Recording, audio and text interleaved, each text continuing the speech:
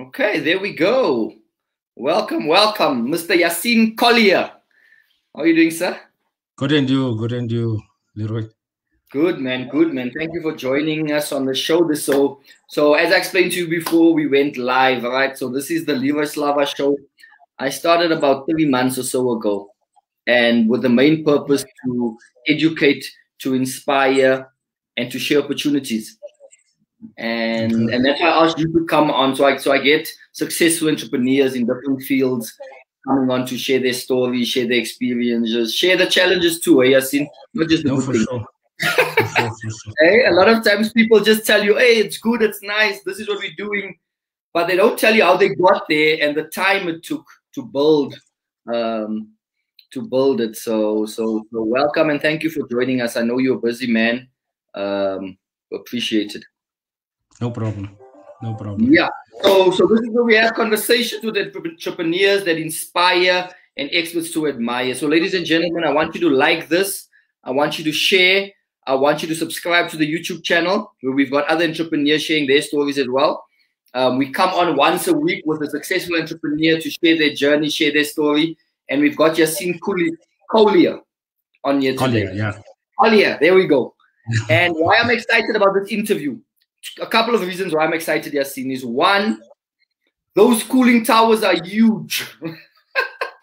No, they are. They're huge.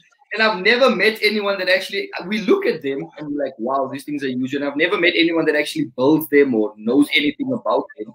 So you're the first person. So that's one reason why I'm excited. The second reason why I'm excited is about 10 years ago, we were at a conference and I said, hey, you know what? I need to start surrounding myself with successful people and rich people. That's what I said. And then one guy said, hey, I need to introduce you to Yaseen. And he still hasn't. He still hasn't. So to another friend, I got your number, and finally I get to meet you 10 years later. So that's another reason why I'm excited. So you've been doing well for a long time, eh? Yeah, obviously with challenges like you mentioned. It's not the easy road. It wasn't the easy road. It was quite challenging. You guys obviously know I lost my dad in 2011. Yes, it's always yeah. So he was actually the one that was the founder of the business. So I'll probably let me go back as to where he started from. Yeah, I think let us know how it started. Yes. And why you got into it. Yeah. So he was a boiler maker by trade and a steel erector. So a steel erector. Yeah. So the shopping center in Reiger Park, that top section where you see the steel, that whole section on the top. My dad actually erected that section of it. And if you, where the Pick and Pay is, that whole shopping center down. So you'll see where the sheeting is on the top of that whole section. He actually put that up. And if you go to Sun City in the main hotel, you'll see that big feature when you walk in. But in the main hotel, he done that whole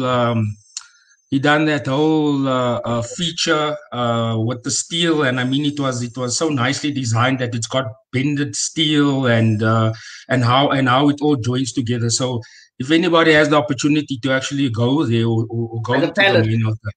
Palace. Not the palace itself, but the main hotel, Sun City main hotel. Remember, the palace only came afterwards, but I'm talking in the I'm talking about the early 80s when he did that, late 70s, early 80s when he done that. Yeah. So he worked for this guy Arneson, and there wasn't a lot of work, so he used to work 3-4 times, and my mom used to got tired of him loafing, so she went into she checked the newspaper and she seen that this one company was looking for a steel erector, and she called him. She called this guy's name's Alphonse Juncker, and your he mother said, made the call. Your father didn't make the call. Your mother made the call. Yes, and that's how. Well, she actually started it. You know what I'm saying? I'm talking about 82, 84, 1982, 1983, more or less, about that time. So he went for the interview. He told the guy what it is that he does, and the guy was impressed. The guy said to him, okay, no, you can start. But the guy said to him, you start tomorrow immediately, so he got his tools ready, went in, started, looked at this thing, and while he was telling me the story as we used to drive along when we used to go to different sites, he told me when he got into the first cooling tower, he thought, geez, what is this? And as time went on, he understood it more and more and more and more, and he became a fundi. He actually became very well known in the industry. But during his time, because that company was called Tate & Nicholson, during that time when he was working for them, this guy took on a partner, but the partner didn't really take a liking to my dad. So he used to make his life a little bit miserable. And there was another cooling tower company, Hammond SA, Hammond Sabelco. So just keep that name in mind, because I will mention it quite a few times. Yeah. And you can go and Google it, because Hammond is the biggest cooling tower company in the world. Seriously? And yeah. So Hammond approached him, and they said, no, don't you want to come and work for us? And he said, no, it's fine. But that was also another battle, because when he left Tate & Nicholson, Alfons Jonker didn't want to let go of my dad, because he was so good at what he was doing. And he said to my dad, don't leave. We're going to start another company. And my dad said, yeah, but I can't work with this guy, Ward Bizarro, because, things is not going well between me and him. So he said to my dad, no, just hold on. But my dad didn't. And he started up a company called IWC, which I will mention again later on in the interview. And my dad joined Hammond. He worked there for 15 or 16 years. And then he decided... It was from 1982 now. 1982, yeah, late 70s to the early 80s. Okay, all right. And then he joined Hammond, which was probably a very good move, because, I mean, they're the bigger designers of these cooling towers. I mean, they're very well known. And he got a lot of experience out of that, because exactly what it is, the different products, the best products in the industry, he was working with. And he worked with another guy called Richard Carew, which I will also mention later on in the interview. And as he went along, he made a lot of contacts. And most of the guys used to say to him, no, why don't you go on your own? Why don't you go on your own? And then he took the big step in 1997. He resigned. Well, he got injured. He injured his foot. And then he decided after that he's not going back. He resigned. He told them what his intention. This was with Hammond now. He decided to know what his intentions are. He wants to open up his own business. And they said, no, it's fine. So, but they told him, don't expect that we're gonna give you work. So he said, no, it's fine. It's not a problem. So my dad started the business in 1998. I just was fresh out of school. I worked with him a little bit to see exactly what was going on. At that point in time, I decided, no, this is not for me. Construction is not for me. I think I wanted to be a pencil pusher. I looked at it and I said no. So I got another job, but my dad carried on. What did you go do? What was the job? So I went in. No, so I went to work for a courier company, and that was much more interesting, because it was, and I was working on the international side. So we were dealing with a lot of people on the international side of things. So that was fun as a young man coming out of school. Sorry, say again, Leroy. No, I said so. That was fun. The construction looked a bit boring for you at the time. Yes, and that was fun dealing with, probably, I don't know, at the air. Where were you, at the airport? Yeah, we were at the airport and in and out of the airport, dealing with people internationally and stuff. So that was more intriguing for me. And I think the novelty was wearing off. And in 2000, I decided, no, I went to my mom. I said to her, no, it's one or two things. Either I'm gonna start studying, or I'm gonna do something else. And then my mom said to me, no, well, go and join your dad and see how things will pan out then. And I joined him in 2000, started learning, starting from scratch. I mean, I was working as a laborer back then. You know, we were doing assembling components, you know, that type of thing, but literally starting from scratch. And I did that. Was it difficult to start working with him? Was he a difficult? No, especially for you, his son. Do you think it was easier because you his son, or do you think it was more difficult? No, and a lot of people that knows my dad was a very humble person and a people's person. I mean, he was loved by many. What is his name, Yaseen? Farouk Kollia. Yeah. Are you guys from Reiche Park? Are you guys from that area? Yeah, we're from Reiche Park. I grew up in the flats. That's how me and Shalto became very good friends. Me and Shalto know each other for over 40 years. I think we were 2 and 3 years old when we started hanging around. But anyway, so I joined my dad. You know, he didn't treat me any different to the laborer. He said, "This is how it is. This is what you're gonna do." And yeah, and carried on. And I started gaining a little bit more experience. I remember doing shutdowns with him, where he had to fly out of Nigeria to come and assist me because it was just too big for me to do. Because I mean, we used to employ like 100 people on these shutdowns. Yes. And it was way too big for me. So he would fly out for. And you were in your early 20s this time now. No, I was in my early 20s then. Very early 20s. A lot of responsibility. Yeah, no, a lot of responsibility. But I think it was him also. You know, my dad wasn't much of a speaker, but he was more of a doer. So he would rather push me into that certain territories and then let me learn from that, because he believed that, you know, you learn from your mistakes, and that's how you grow. So I did that. My first cooling tower I built, I think, was in 2007, 2006. And he never came near. He left me. I did everything on my own. I called him in. I said to him, "You need to come and have a look." He came in for one day. He helped me with aligning a shaft. He said to me, "Sure, it looks good." He got into his bakkie at 4 o'clock and he left. He didn't say bye. He didn't say anything. He just left. So when I still asked the guys, like, you know, "Where's my father?" and that, he said, "No, he left." And I came. It was probably a proud moment. Like I said, he wasn't a man of many words. So when I got home, I said to my mom, like, "She's like, you know, my father just left. He didn't say anything. He didn't even say well done."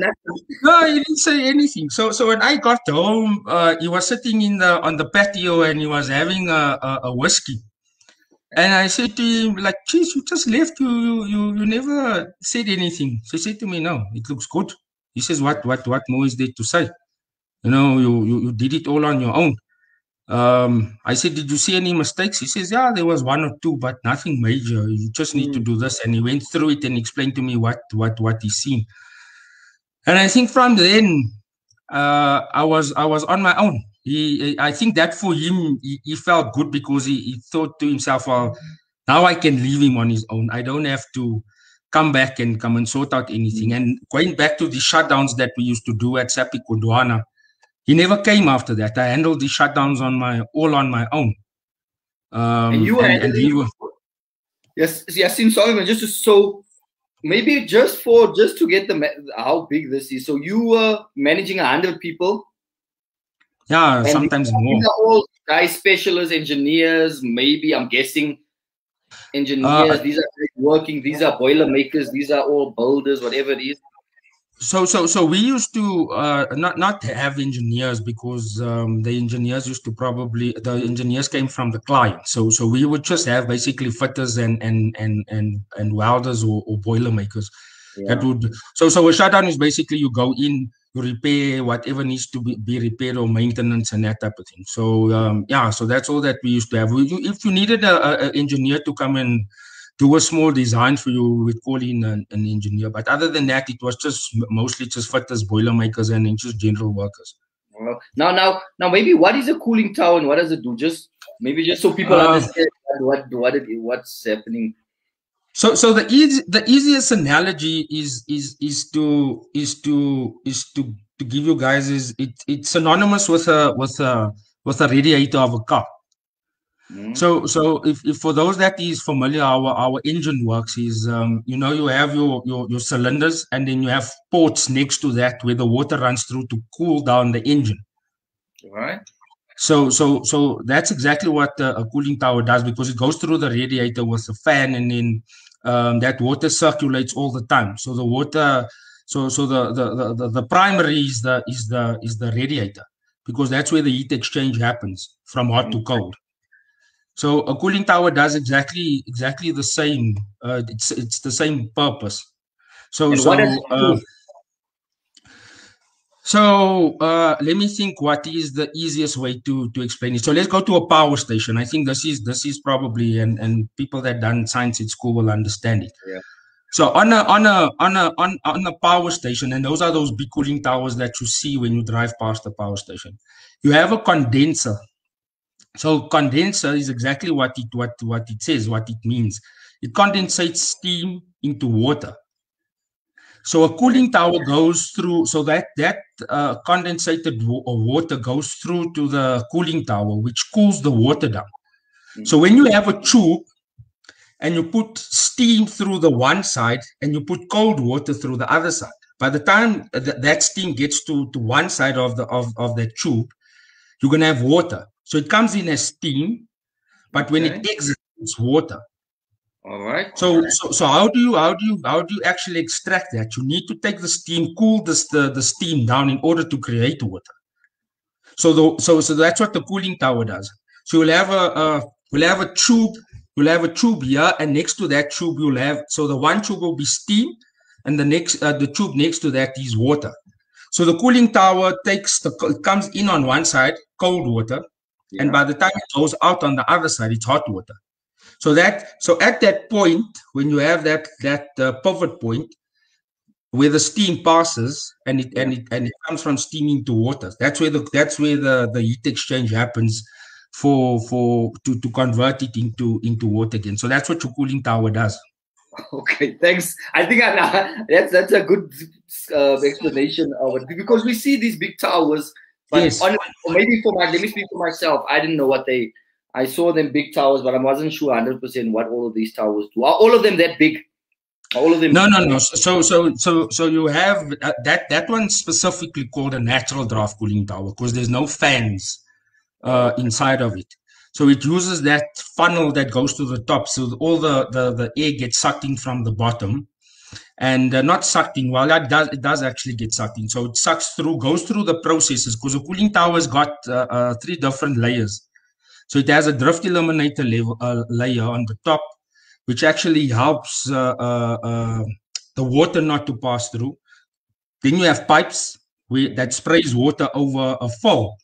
So that fall takes a big droplet of water, and it covers it over a bigger surface area to try and make smaller droplets.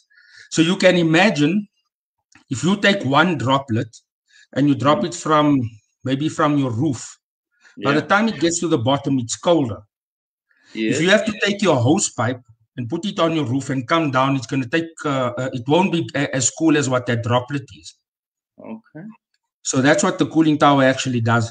It takes a rush of water, breaks it up into droplets, and then cools it. By the time it gets to the bottom in the pond where the water is, it's much cooler, because it goes through these processes. So a mechanical cooling tower, which is a small one, has a fan on the top. So the fan sucks out all the steam and the moisture out of the water, so that you can have cooler water going down into the pond. But same processes where it goes through these filters to break up the water.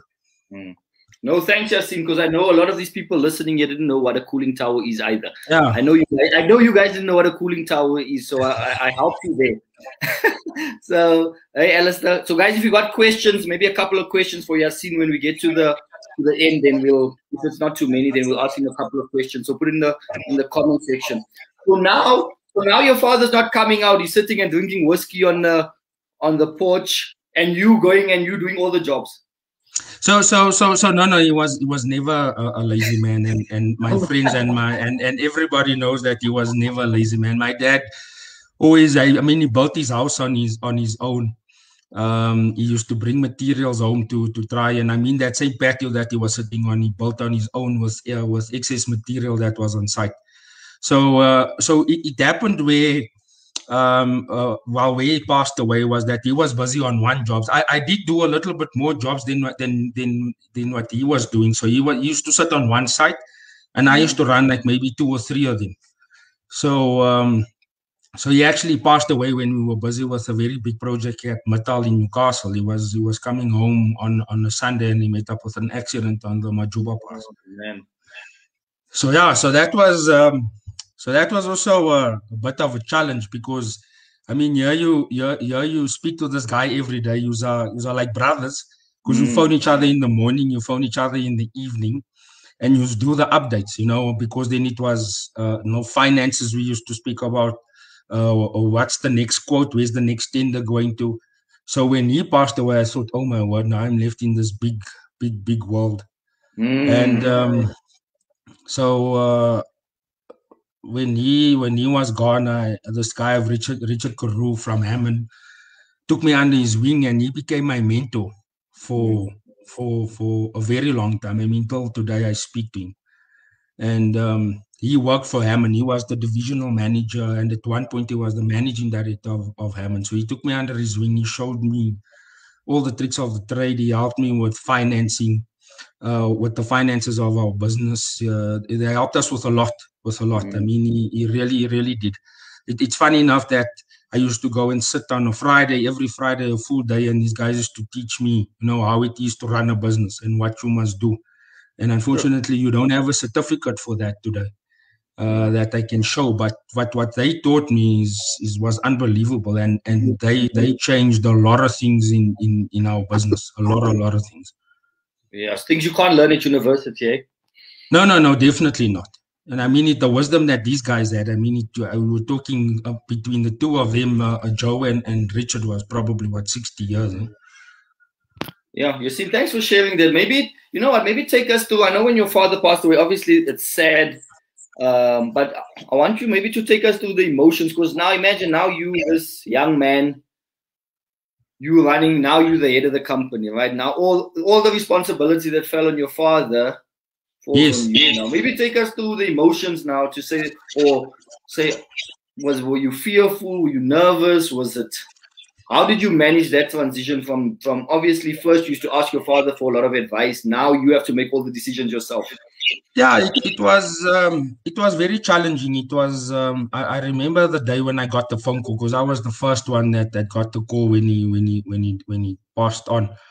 And I was driving to my mother's place, and I thought to myself, sure, I need to first deal with this. And the Monday came. The Monday came, and I was like thinking, okay, how are we going to deal with this? How am I going to deal with the business? And I thought, okay, now let me first get the old man in a hole, and then I'll figure this out the following week. And I went through a depression for a long time. I think it was close to 3 months, because like I said, you speak to this person every single day, and now all of a sudden he's gone. So I think at that point also I drew much closer to God, but God also spoke to me and said to me, look, I'm not gonna leave you. I won't forsake you. I'll help you through this. I'll help you through this process. And so it happened. And I think he worked through Richard Carew. He sent him, into my life, and he helped me through most of these things, because he became like my dad. When I was down, I used to speak to him. He used to tell me, we must move on. We must move on. We need to get out of this. But I struggled for 2 years to get over my dad's death. I was in and out of counseling at the church and stuff like that. And then just at one point, me and Richard was driving to one of the sites, and I was speaking to him, and I was telling him, like, geez, I'm finding it very hard to move on. And he said to me, don't look at it that it's a negative. You must always take whatever disadvantage or whatever goes wrong, you must always take it as a positive. He said to me, and we had just started a very big project at the power station. It was a repack, so it was like a 3-year contract. And he said to me, look what's happening now. Me and you used to discuss that when is the break going to come for these power stations, and it came. So he said to me, certainly you definitely have favor, because now this is now in front of you, or you know, and you need to do this. And at that point, things just turned around for me, because that was 10, 12 years ago when I started with the natural Draught cooling tower. Yeah. And before that, my dad and myself never used to work on a natural Draught cooling tower. And from that point, things just turned around for me. And today I can proudly say that I'm one of the well-known guys that works on a natural Draught cooling tower. Praise God, man, and well done, well done. You know what stands out to me is some people become successful and then they say, listen, I'm a self-made man or a self-made millionaire, whatever it is. But there's so many people that actually, like Richard and your father, and people that go through that are involved in this in someone's success, like yourself. That's very interesting that you're also giving credit to all these guys. Yeah, no, they were definitely a big part of it. Definitely a big part to that. But I still believe that God works through Richard, and the way my dad set me up as well. My dad knew, I don't know, for some reason he probably knew what was going to happen or eventually going to happen.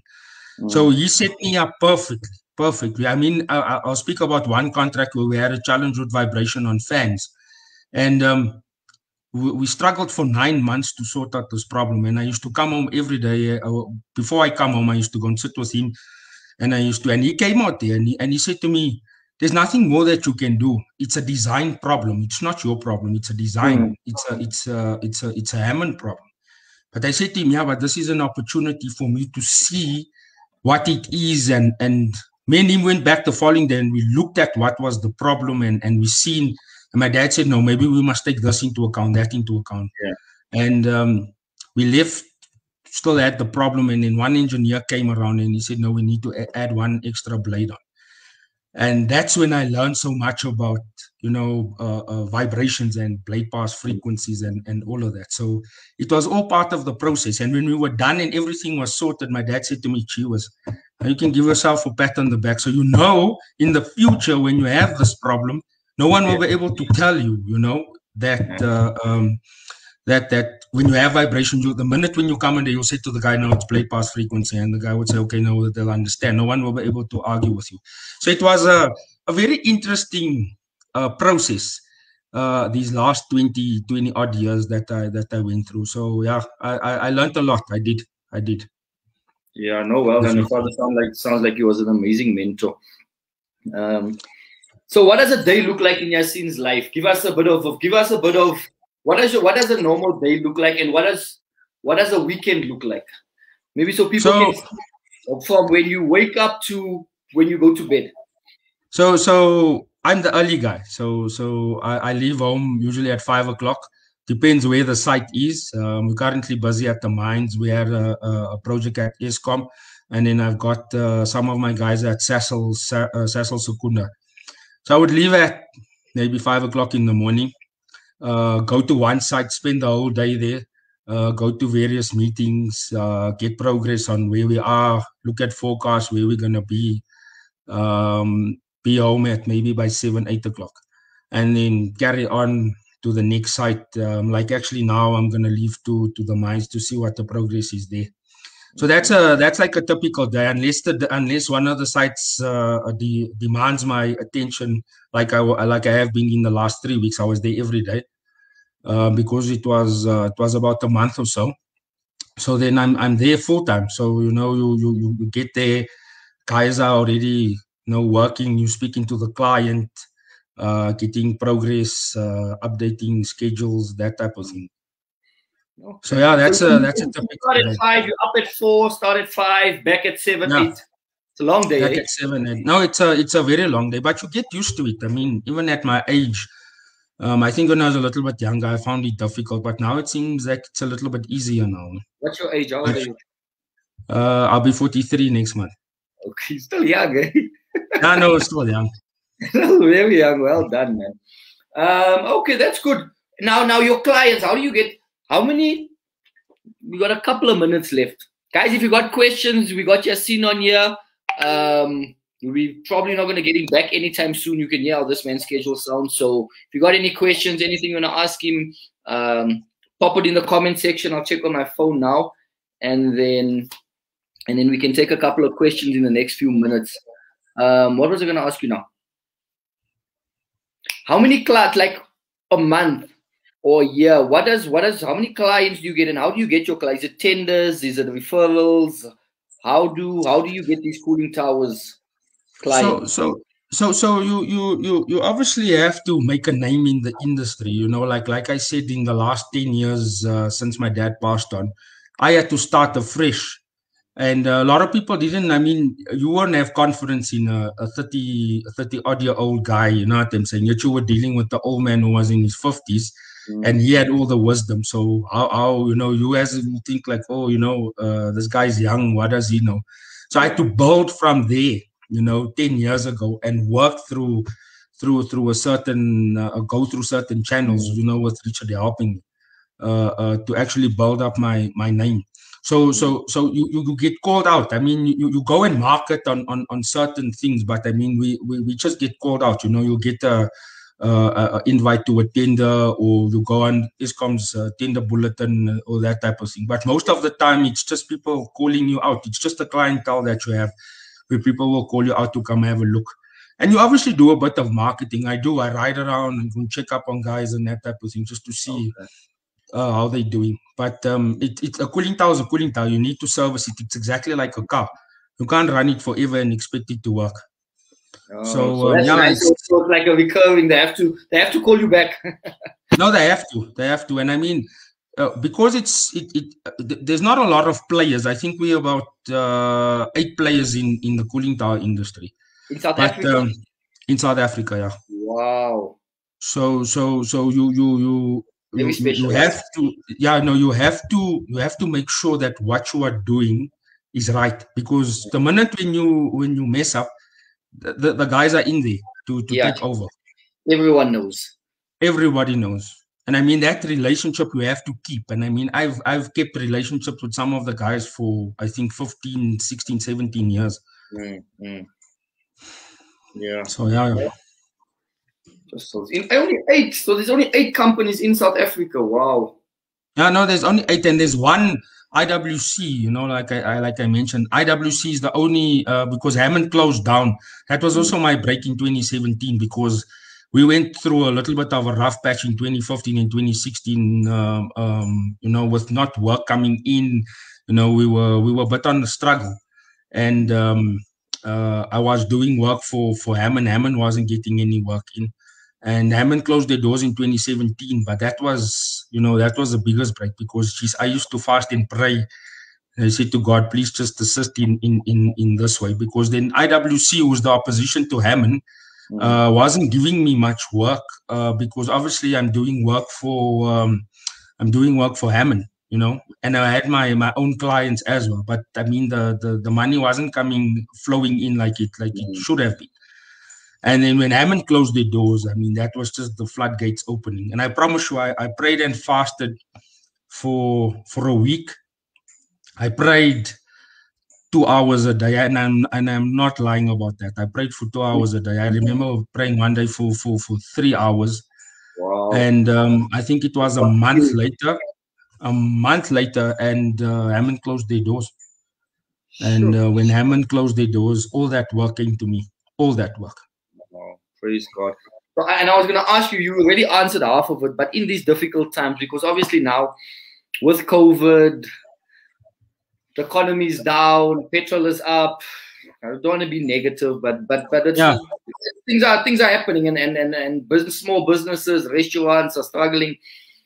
What advice would you give a business, or entrepreneur, business owner in these times? Because you went through it in 2016, 17, you're saying? Yeah. What does a business owner do in these times? When you say, listen, customers are down, people are not paying, business is not coming in, we're in lockdown, things are just not going the way it should go.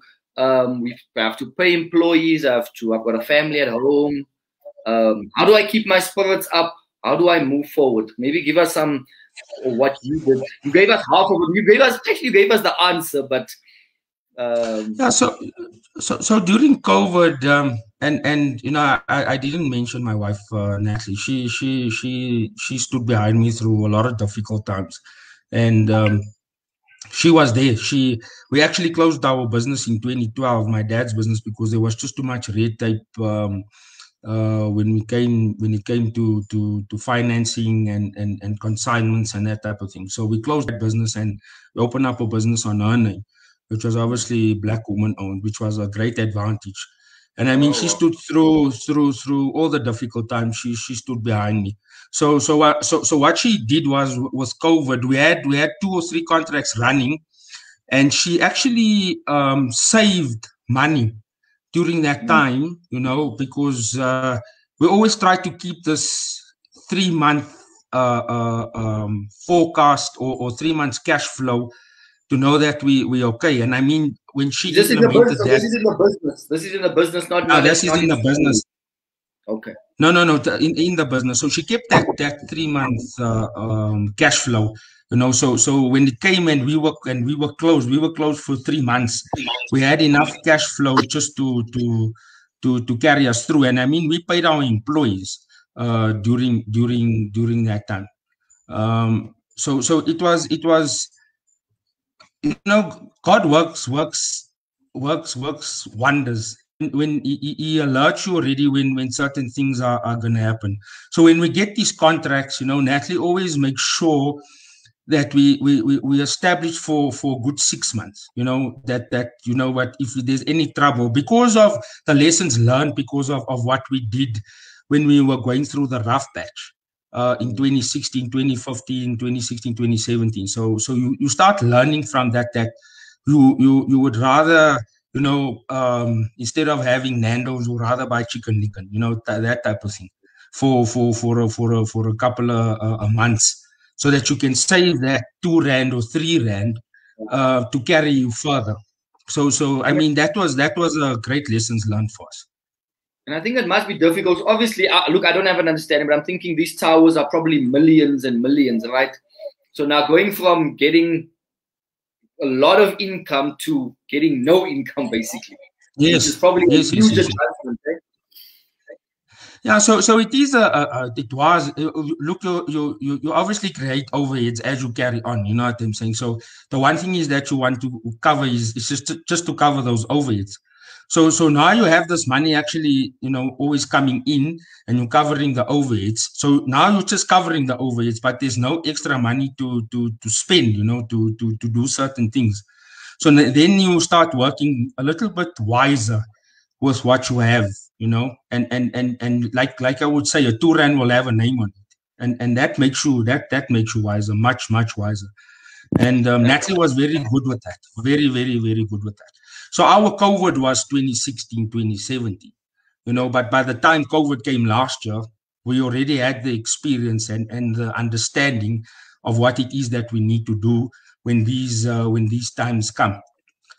So yeah, so for me, as you know, to everyone else, if you can save or have cash flow for 3 or 4 months, it helps. You never know what can happen. I mean, we just had this unrest a couple of weeks ago where businesses was closed. Yes, so we had so it was a double whammy in 2 years that we had this type of thing.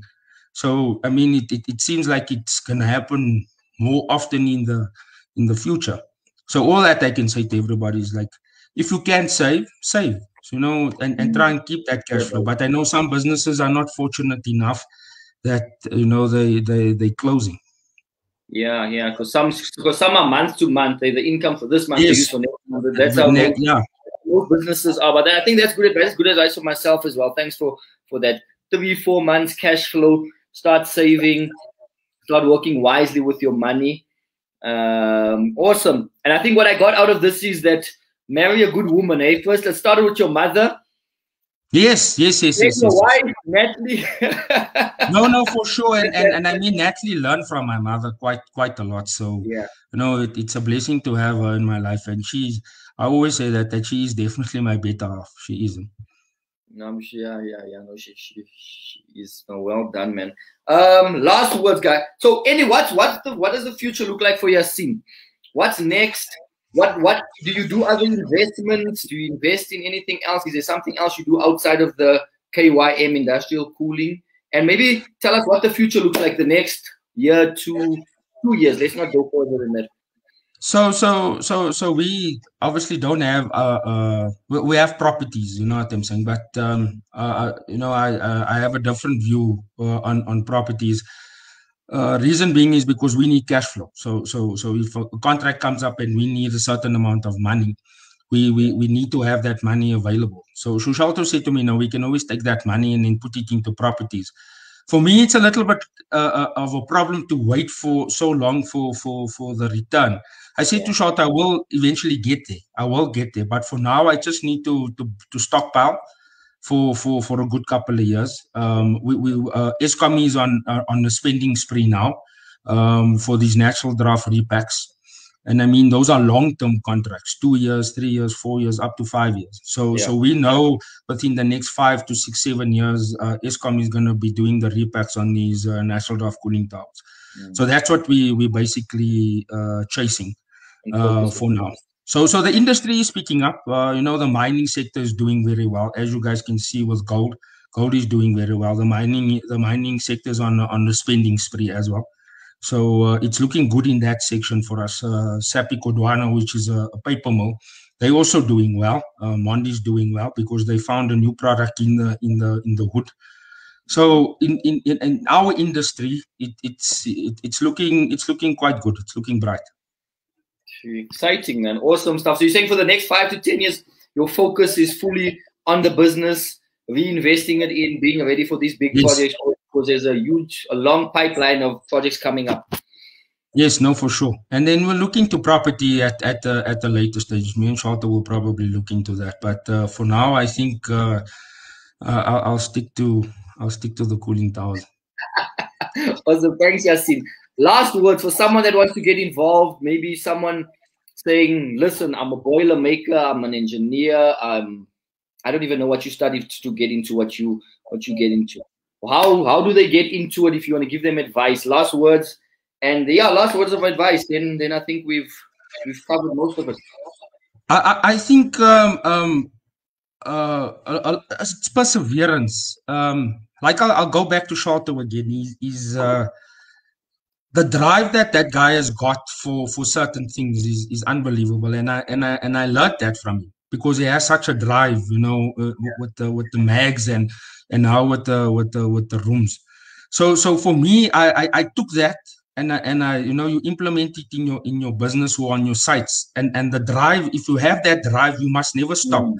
Don't take the first 100,000 rand that you have and go and buy a car, you know, or the first R1 million. Don't do that. Rather save up to a certain amount, put money back into the business. That's all that I did since my dad passed away in 2011. My wife will vouch for me. I pumped every cent that I had into the business. We pumped everything. I mean, we bonded houses and we pumped it back into the business. And it eventually bears fruit. It did. Like now, it's definitely bearing fruit. But we pumped every single thing. So for me, perseverance. Don't get to a point and you get discouraged because certain things is not going to go your way. If you want something, you go out there and you get it. It will come, irrespective. I mean, a new cooling tower company started 2 years ago. The guy is making such a name for himself. But what he did is that perseverance. He went around everywhere. I mean, he upsets us sometimes because whenever we come there, he's there. So, but he's there. You know, he's got 2 sales reps and they're running all over South Africa. But it's a matter of having that drive. If you have the drive, you know, after one job, everybody gets tired and they don't want to do it. No, the one job must finance the next job. So you need to get to the next job. You need to get to the next job. So for me, you know, I'll take it from my friend, perseverance. Perseverance. That's good advice, Yaseen. Thanks. I'm writing down. I'm making notes, man. This is for me as well. I'm getting a lot out of this. Guys, this is powerful. This is encouraging. It's inspiring. And I think you're sharing good nuggets here. So I think, let me try and summarize it, maybe what I got out of this, Yaseen, is firstly put God first, right? Because for sure, put God first. That 2-hour prayers, and that's even me. I need to obviously put more time and effort into prayer and spending time with God. Save, for sure, right? Persevere when things get hard. Keep pushing through. Put the energy, the drive, and the sacrifice. Because a lot of people might see you and say, "Wow, Yaseen and them are doing so well, this and what," but they don't understand the sacrifice that you go through. So thank you for being so open, and thank you for sharing with us. I'm not sure. Let me see. Alistair says, I'm going to enjoy this one. He says, Yaseen and I had a talk on Saturday. Alistair Bowman. Yeah. Okay. Thanks, Alistair. Thanks for tuning in, brother. I hope it was good.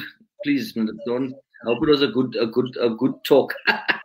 No, it was a good talk. No, it was. Me and him had a nice chat. A very, very nice chat, actually. Alistair is a very intelligent boy. Yeah, no, he's doing well. Praise God. Carmen says, truly inspiring. I love hearing that you prayed for 2 hours a day at one stage, and people don't realize the power of prayer. And you've proved that relying on God is the best way to go in any circumstance. Thanks for sharing that.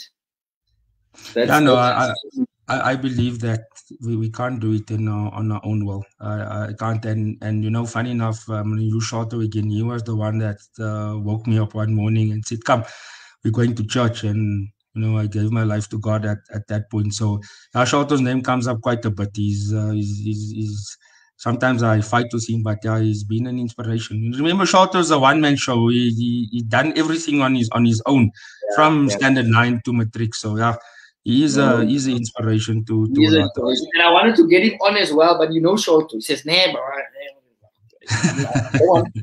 Shorto. And one thing about him, he's one of the most interesting people I've ever met. Yeah, no, he is. Energy he just goes. He just goes, and he has a lot of things happening. He has 3 phones, and yes, and things are just moving, and he's moving. He's quite. Hopefully, we can get him on one day to share his story. But he says he's shy for these things. So no, I'll get him on. I'm gonna as soon as we're done. When I'm driving to the mine, I'm gonna call him. Yeah. No, but thanks, Yaseen. Thanks again. No problem. You were a real inspiration. We're inspired by you. We look up to you, and we're learning a lot from you. So maybe one day when the lockdown is finished, we should do this in a hall or in some way where business can come in and you can really give them like a step-by-step thing, and maybe go into a bit more detail on the back end of the business and how to run a business. Yes. No, for sure. I mean, like I said, we were supposed to do it with Willie, but then obviously lockdown kicked in. So no, but no problem. Whenever you need me to come and motivate, I'll be there. So God bless you. Thank you so much, my brother. Ladies and gentlemen, this is where we have conversations with entrepreneurs that inspire and experts to admire. So we're going to share this to all the community groups. I don't know if you, maybe not, I don't know. People that going to contact you, can they contact you? No, yes. No, for sure. Yeah. People can contact you. Give us an email address. I think the email address will maybe be better that we can, or do they go to a website, or how do they? We are on the website.